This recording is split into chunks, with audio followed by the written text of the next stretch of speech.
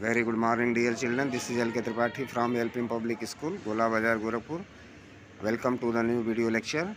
We shall discuss about political executive today. And the political executive of the country is very important institution of the government. This bear all the responsibility related to the working of the government. So let's discuss it properly and try to understand. Do you remember the story of office memorandum with which we started this chapter? Definitely you would be knowing about that. What is OM means office memorandum. This is very important point of the government and concerning two different departments. The orders are issued from there. We found out that the person who signed the document did not take this decision. He was only executing the policy decisions taken by someone else.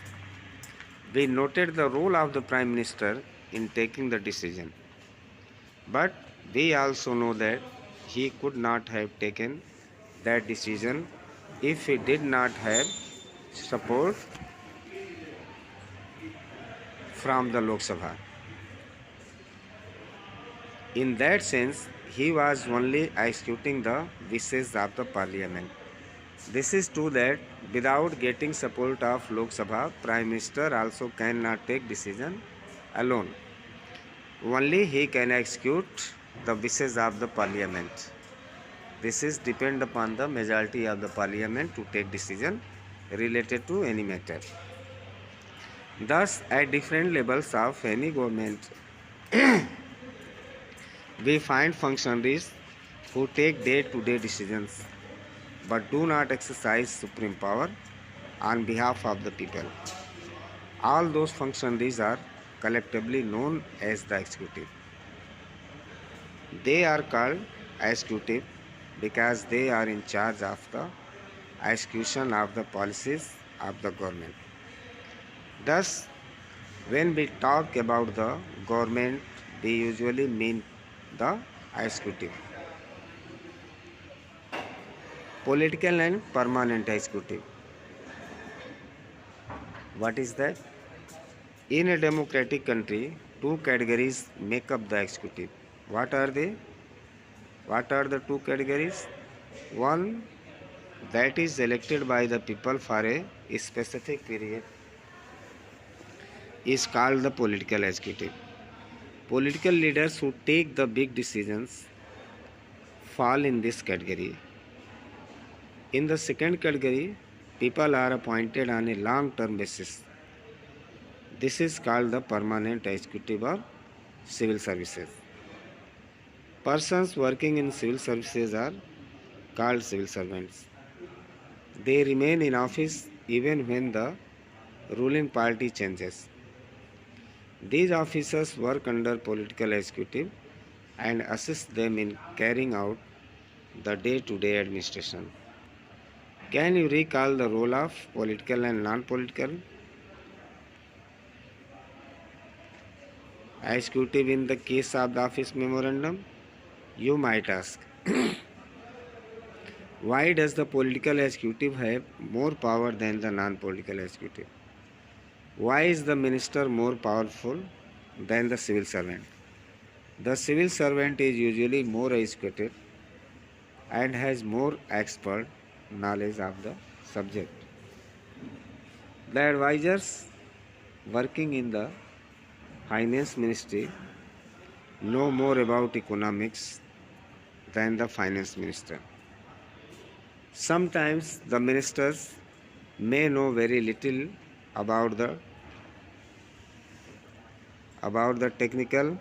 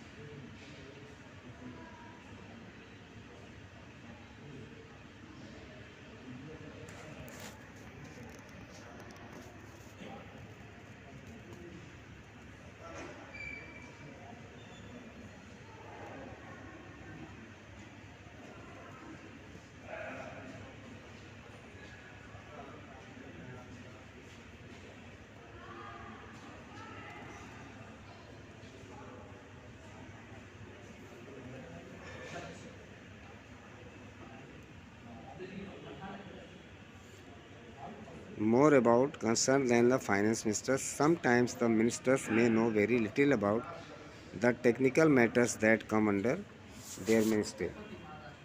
This could easily happen in ministries like defense, industry, health, science and technology, mines, etc. Why should the minister have the final say on these matters? The reason is very simple.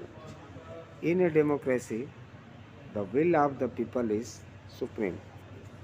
The minister is an elected representative of the people and thus empowered to exercise the will of the people on their behalf. She is finally answerable to the people for all the consequences of her decision. That is why the minister takes all the final decisions. The minister decides the overall framework and objectives in which decisions on policies should be made. The minister is not and is not expected to be an expert in the matters of her ministry. The minister takes the advice of experts on all technical matters, but very often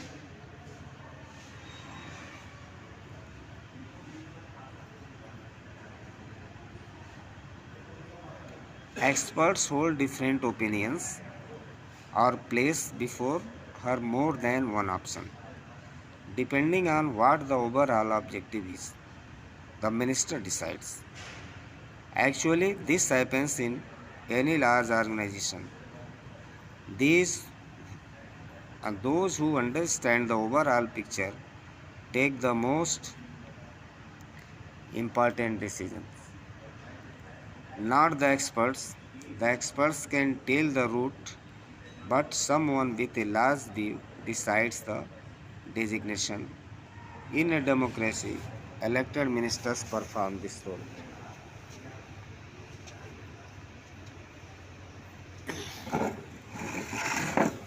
Prime Minister and Council of Ministers.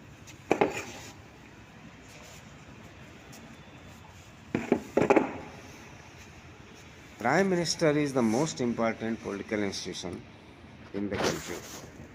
Yet there is no direct election to the post of the Prime Minister. The President appoints the Prime Minister, but the President cannot appoint anyone she likes. The President appoints the leader of the majority party or the coalition of parties that commands a majority in the Lok Sabha as Prime Minister.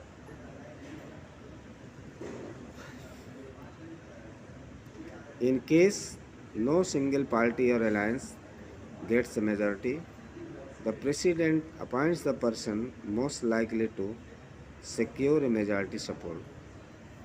The Prime Minister does not have a fixed tenure.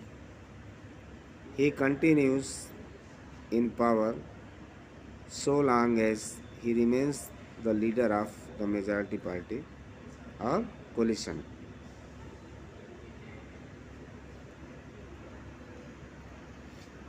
After the appointment of the Prime Minister, the President appoints other ministers on the advice of the Prime Minister.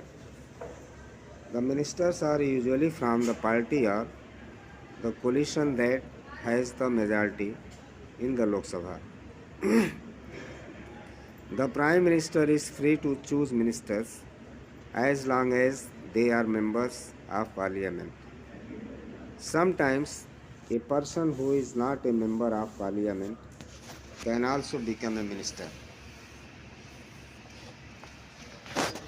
But such a person has to get elected to one of the House of Parliament within 6 months of the appointment as minister. This is necessary for the person to be appointed or to be elected for the Parliament either from one house.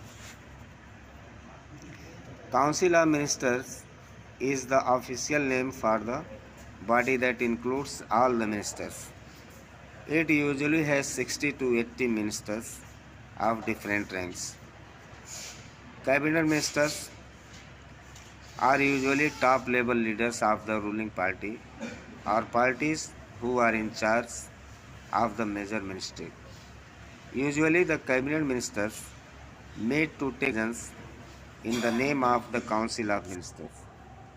Cabinet is thus the inner ring of the Council of Ministers. It comprises about 25 ministers. Ministers of state with independent charge are usually in charge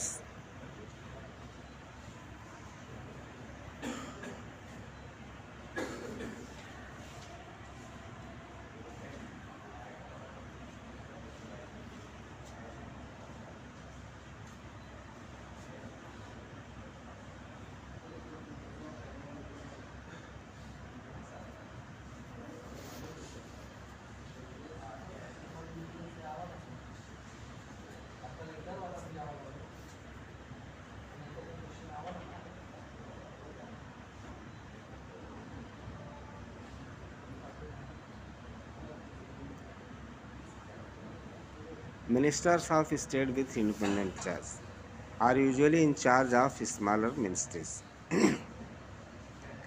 They participate in the cabinet meetings only when specially invited. Ministers of state are attached to and required to assist cabinet ministers. Since it is not practical for all ministers to meet regularly and discuss everything, the decisions are taken in cabinet meetings. That is why parliamentary democracy in most countries is often known as the cabinet form of government.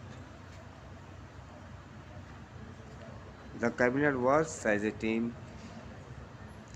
The ministers may have different views and opinion, but everyone has to own up to every decision of the cabinet. No minister can openly criticize any decision of the government, even if it is about another ministry or department. Every ministry has secretaries who are civil servants. The secretaries provide the necessary background information to the ministers to take decisions. The cabinet as a team is assisted by the cabinet secretariat. This includes many senior civil servants who try to coordinate the working of different ministries. Powers of the Prime Minister. The Constitution does not say very much about the powers of the Prime Ministers or the ministers or their relationship with each other. But as head of the government, the Prime Minister has wide ranging powers. He chairs cabinet meetings, he coordinates the work of different departments. His decisions are final in case disagreements arise between departments. He exercises general supervision of different ministries. All ministers work under his leadership. The Prime Minister distributes and redistributes work to the ministers. He also has the power to dismiss ministers. When the Prime Minister quits, the entire ministry quits. Thus, if the cabinet is the most powerful institution in India, within the cabinet it is the Prime Minister who is the most powerful. The powers of the Prime Minister in all parliamentary democracies of the world have increased so much in recent decades that parliamentary democracies are sometimes seen as prime ministerial form of government. As political parties have come to play a major role in politics, the Prime Minister controls the cabinet and parliament through the party. The media also contributes to this trend by making politics and elections as a competition between top leaders of parties. In India too, we have seen such a tendency towards the concentration of powers in the hands of the Prime Minister. Jawaharlal Nehru, the first Prime Minister of India, exercised enormous authority because he had great influence over the public. Indira Gandhi was also a very powerful leader compared to her colleagues in the cabinet. Of course, the extent of power wielded by a prime minister also depends on the personality of the person holding that position. However, in recent years, the rise of coalition politics has imposed certain constraints on the power of the prime minister. The prime minister of a coalition government cannot take decisions as he likes. He has to accommodate different groups and factions in his party as well as among alliance partners. He also has to heed to the views and positions of the coalition partners and other parties on whose support the survival of the government depends. In this way, we have discussed about the political executive importantly. Next discussion will be taking place in the next video, and we shall be meeting with the discussion about the President of India, the powers and position of the President. Till then, goodbye.